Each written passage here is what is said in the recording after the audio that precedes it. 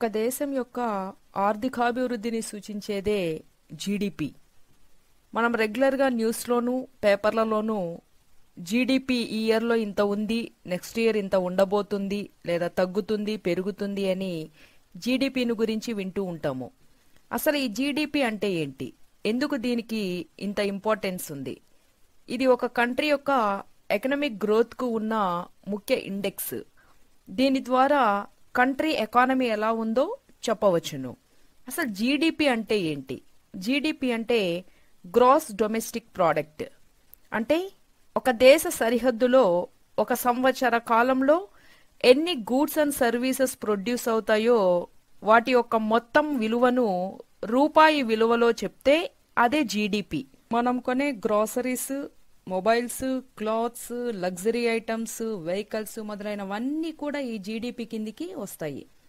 అది కంట్రీలో అయితే జీడిపి అని, గ్రాస్ డొమెస్టిక్ ప్రోడక్ట్ అని, స్టేట్లో అయితే గ్రాస్ స్టేట్ డొమెస్టిక్ ప్రోడక్ట్ అని, డిస్ట్రిక్ట్లో అయితే గ్రాస్ డిస్ట్రిక్ట్ డొమెస్టిక్ ప్రోడక్ట్ అని, మండలంలో అయితే గ్రాస్ మండల్ డొమెస్టిక్ ప్రోడక్ట్ అని అంటారు. జీడిపిను ఒక ఈక్వేషన్ రూపంలో చెప్పొచ్చు. అదే C+I+G. సి అంటే కన్జ్యూమర్ గూడ్స్, వినియోగ వస్తువులు, ఐ అంటే ఇన్వెస్ట్మెంట్ గూడ్స్, పెట్టుబడి వస్తువులు, మరియు జీ అంటే గవర్నమెంట్ ఎక్స్పెండిచర్, అదే ప్రభుత్వం యొక్క ఖర్చు. జీడిపిను 3 రకాలుగా మెజర్ చేయవచ్చు. ఫస్ట్ వన్ తీసుకుంటే అవుట్పుట్ మెథడ్. దీనినే ఉత్పత్తి పద్ధతి అని కూడా అనవచ్చు. సాధారణంగా దేశ ఆర్థిక వ్యవస్థను 3 రంగాలుగా విభజిస్తారు. వ్యవసాయ రంగమని, పారిశ్రామిక రంగమని, సేవా రంగమని. ఈ 3 రంగాలలో అయిన ఉత్పత్తి ఆధారంగా ఈ ఉత్పత్తి పద్ధతిలో జీడిపిని మెజర్ చేయటం జరుగుతుంది. ఇక రెండవది ఎక్స్పెండిచర్ మెథడ్. దీనినే వ్యయ పద్ధతి అంటారు. దేశంలోని ప్రజలు వస్తు సేవల కొనుగోలుకు చేసిన ఖర్చు ఆధారంగా ఈ పద్ధతిలో జీడిపి అనేది మెజర్ చేయటం జరుగుతుంది. మూడవది ఇన్కమ్ మెథడ్, ఆదాయ పద్ధతి.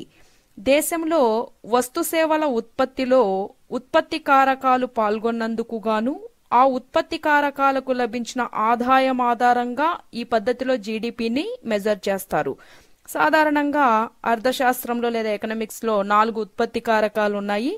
భూమి, శ్రమ, మూలధనం, వ్యవస్థాపకుడు. ఈ 4 ఉత్పత్తి కారకాలు కూడా వస్తు సేవల ఉత్పత్తిలో పాల్గొంటాయి. దానికి ప్రతిఫలంగా అవి భూమికి బాటకమని, శ్రమకు వేతనమని, మూలధనానికి వడ్డీ అని, చివరిగా వ్యవస్థాపకునికి లాభమని ఆదాయాలను పొందటం జరుగుతుంది. ఈ ఆదాయం ఆధారంగా కూడా జీడిపి అనేది మెజర్ చేయటం జరుగుతుంది.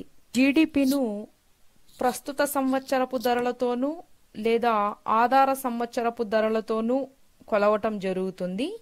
సాధారణంగా ప్రస్తుత సంవత్సరపు ధరలతో లెక్కిస్తే దానినే నామినల్ జీడిపి లేదా నామమాత్రపు జీడిపి అని అంటారు. సాధారణంగా ఆర్థిక వ్యవస్థలో ధరల ఫ్లక్చువేషన్స్ వలన జీడిపిలో మార్పులు రాకుండా ఉండటానికై ఆధార సంవత్సరమును, బేస్ ఇయర్ ను తీసుకొని ఆ సంవత్సరపు ధరలతో ప్రస్తుత వస్తు సేవల ఉత్పత్తిని లెక్కగట్టడం జరుగుతుంది. అదే రియల్ జీడిపి, నిజ జాతీయ ఉత్పత్తి. ప్రస్తుతం భారతదేశంలో బేస్ ఇయర్ 2011-12. జీడిపిని మెజర్ చేసేటప్పుడు ఒక వస్తువును 2 సార్లు లెక్కించకుండా జాగ్రత్త పడాలి. ఫర్ ఎగ్జాంపుల్, నేను ఒక మొబైల్ ఫోన్ను కొన్నాను, అప్పుడు అది జీడిపిలో మెజర్ చేయబడుతుంది. అదేవిధంగా అదే మొబైల్ నేను ఇంకొకరికి సేల్ చేస్తే, అంటే ఇంకొక పర్సన్కి అమ్మితే గానీ అది జీడిపిలో లెక్కించబడదు. జీడిపిను మెజర్ చేసేటప్పుడు ఫినిష్డ్ గూడ్స్ ను మాత్రమే లెక్కించాలి. అంటే ఇంటర్మీడియట్ గూడ్స్ ను లెక్కించరాదు. ఇంటర్మీడియట్ గూడ్స్ అంటే ఒక వస్తువును పూర్తిగా తయారు చేయటానికి అవసరమైనటువంటి మాధ్యమిక వస్తువులు. ఫర్ ఎగ్జాంపుల్, ఎగ్స్ ఉన్నాయి. ఎగ్స్ సూపర్ మార్కెట్ లో కొంటే అవి ఫినిష్డ్ గూడ్స్ గా జీడిపిలో లెక్కించబడతాయి. కానీ అవే ఎగ్స్ బేకరీలో అయితే ఇంటర్మీడియట్ గూడ్స్ గా పరిగణింపబడతాయి. కాబట్టి బేకరీలో కేక్లు, బర్గర్లు తయారీలో వాటిని ఉపయోగిస్తారు. కాబట్టి అక్కడ కేక్లు, బర్గర్లు ఫినిష్డ్ ప్రోడక్ట్స్ కిందకి వస్తాయి. ఇక కొన్ని క్యాపిటల్ గూడ్స్ అని ఉంటాయి. అవి జీడిపిలో లెక్కించబడతాయి. క్యాపిటల్ గూడ్స్ అంటే కొన్ని వస్తువులు ఫినిష్డ్ గూడ్స్ ను తయారు చేయడానికి వాడేవే అయినప్పటికీ జీడిపిలో లెక్కించబడతాయి. For example, tractor. ఇది వ్యవసాయ ఉత్పత్తులను తయారు చేయడానికి వాడబడిన దీని విలువ మాత్రం జీడిపిలో లెక్కించబడుతుంది.